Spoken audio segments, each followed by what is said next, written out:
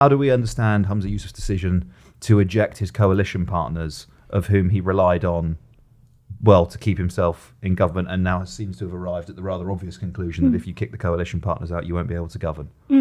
I think perhaps it's just a little bit lacking in the sort of political instinct that leaders like Nicola Sturgeon have had before in terms of dealing with media narratives and kind of controlling party discipline, because internally Humza Yousaf was facing quite a lot of pressures from some sections of the SNP to end the Butte House Agreement, because they weren't very happy with the Green Party's policies on things like gender issues, especially around children, and also to do with energy. Like, a lot of homes in the Highlands and Islands of Scotland still use traditional methods of heating their house, and they felt like the Greens were kind of infringing on a traditional way of life. And there is that more conservative element of the SNP, which I think, especially since Nicola Sturgeon left, we've started to see come more to the fore. Yeah, that sort of Tartan Tory wing, right? That the idea, particularly for a lot of younger people, actually, the idea that the SNP is nothing other than kind of a progressive political party, which also has the independence cause attached to it, don't realise that sort of the SNP's political heritage. I guess there's going to be an inclination anyway to oversimplify. All parties are a broad church, okay? So whether it's different views on independence within the SNP, you might be a gradualist, you might be not.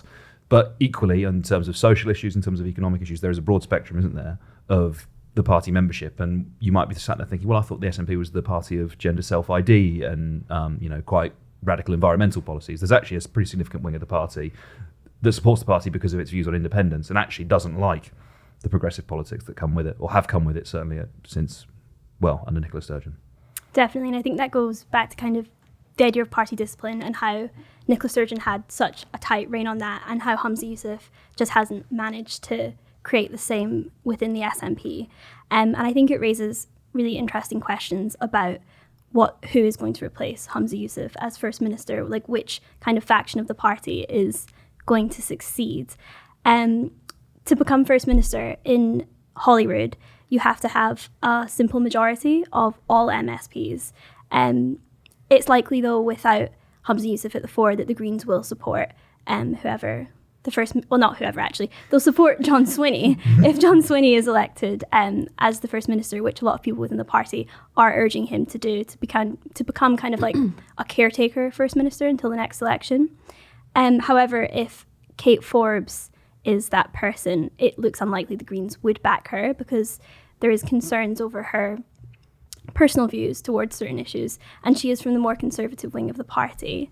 But within the SNP, there was I heard talk of a kind of Kate Forbes, Jenny Gilruth joint ticket, which would satisfy kind of both sections of the party, having someone a bit more progressive and having someone a bit more conservative. It's really interesting that you've kind of ended up with, despite Yousaf winning the last leadership election and defeating Kate Forbes and Ash Regan, and that kind of more conservative bent, the sort of the political thinking that's clearly in some instances on some issues characterised by a kind of like we free type thinking.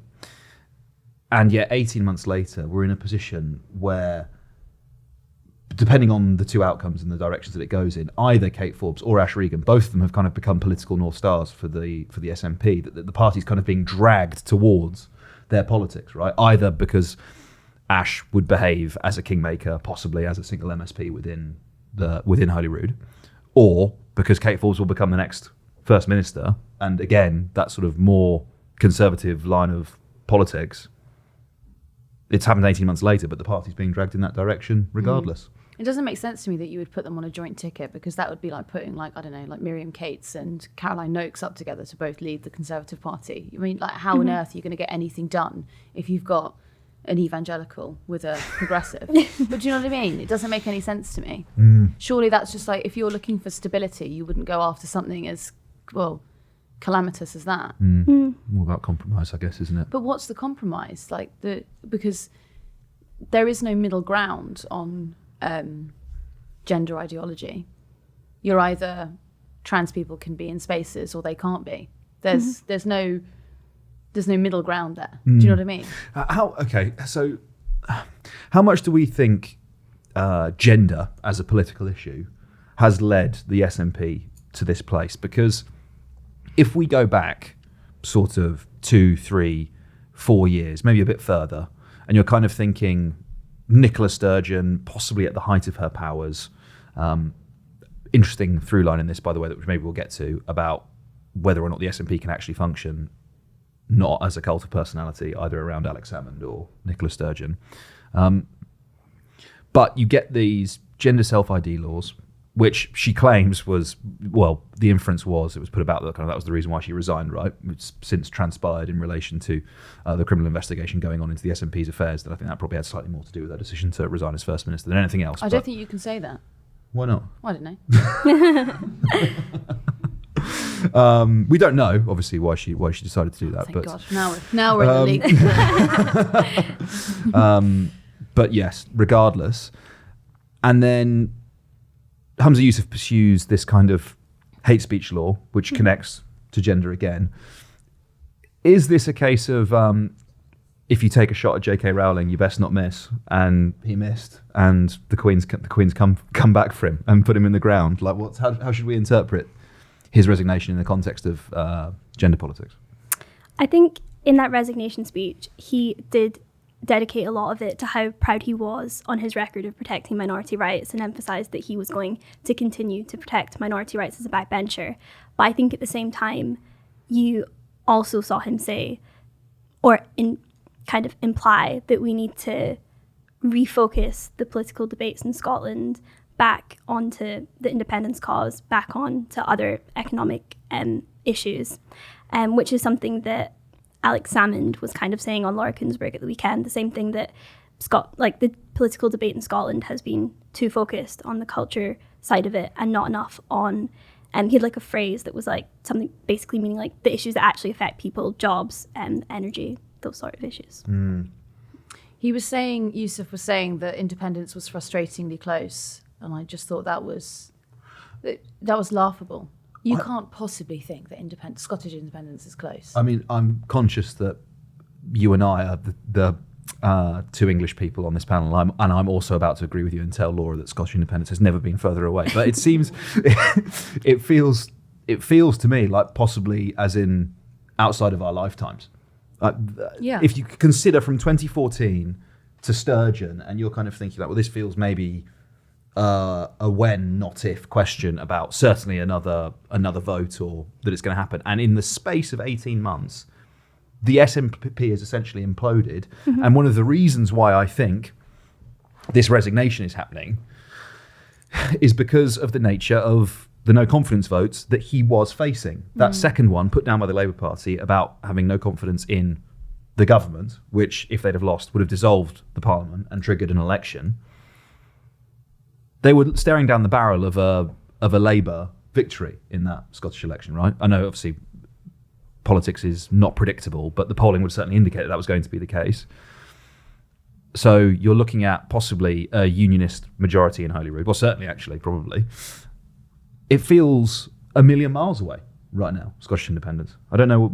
Well, you're not going to turn to Scottish Labour though if you truly want independence or you think that it's going to be achieved, right? But then if there's the will for that has waned a bit, then you might be like, well, let's give them a go because there's going to be a Labour government in Westminster, and actually maybe it might be quite helpful to have. If the SNP does get a Kate Forbes leadership and does tack to the right, it wouldn't surprise me if there are a group of voters who said, you know what, independence is not as important for me right now as having a progressive politics, and so that then return possibly to Labour. I mean, obviously it's complete conjecture, but.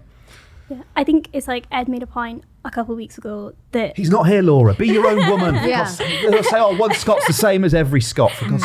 That support for independence isn't necessarily tied to support for the SNP, which I think is a good point to make. I wanted you to say you think he was wrong. Ed is a bitch. Yeah, Ed is a real bitch, and he is wrong. But yeah, no, it's so obvious the SNP have a massive popularity issue right now, and I think one of their biggest hurdles to that is their most popular and well-known and recognisable figures right now currently are in Westminster, but we've got like Mary Black and Ian Blackford saying that they are not going to rerun as MPs after a general election, which opens the floor to, well, are they going to run as MSPs? And with them eventually, after however long, helming the SNP, could that then change its tides again? She's not ready to be First Minister though, Mhairi Black, is she? I think she's incredibly popular. I think she's a great campaigner. Not the same thing, though. But they're not the same thing, and campaigning and governing are different things as well. I mean, who could foresee the consequences of appointing or putting forward a candidate to be First Minister who basically has a cultish following, but maybe not necessarily that good at governing? Who could possibly see what would happen there? Is there a world in which Keir Starmer decides that he wants to pick up a lot of seats in Scotland, and so he says that he'll offer a referendum? No. No, yeah. I don't think there is either. No. But then that's the only sort of like. That's the only edging towards independence that I can see. I'm really okay. Route. We should definitely have this conversation because it is important. But I will just say I was reading the papers over the weekend, right? As you do, and the only piece of analysis I watched time and time again, read, heard, listened to, was the SNP is imploding. What does this mean for Westminster? Mm-hmm. And it's and my initial reaction was, what does it fucking mean for Scotland? I think it's probably a slightly more important question to ask. Nonetheless, you're absolutely right. The electoral calculation changes our UK government calculation massively if the SNP implodes. Because previously, the basis for every single Labour Party majority essentially was a strong showing in Scotland. Since 2015, they've been effectively locked out, and I think it's one of the key reasons why they've got nowhere near power. If that changes, I mean, Keir Starmer is performing so strongly now that actually he doesn't need Scotland. The SNP could still take 40 seats and he'd be fine without them. But if they fall as well, I mean, you're already looking at a supermajority. I mean, it'd be crazy powerful. And so I don't think he has to offer anything like that. I think he's just, it's so peculiar actually, because in both instances, whether it's England, whether it's Scotland, whether it's Wales, the Labour Party appears to be directly benefiting from essentially the explosion of its political opponents. Yeah. That it's there to mop up, dissatisfaction either with the ruling Conservatives or with the ruling SNP. And that perhaps, here comes an argument for censorism, that if you can present yourself as being all things to all people, it means that, yes, okay, you don't get this groundswell of support. It's not like a 97 election where a Labour Party is being put in government on this huge tide of let's fucking go, new millennium, Labour Party, boom, boom, boom. Instead, it is, no, we are sick to our back teeth with the people who've been running the country for 14 years, 17 years, so we're going to give this guy a chance.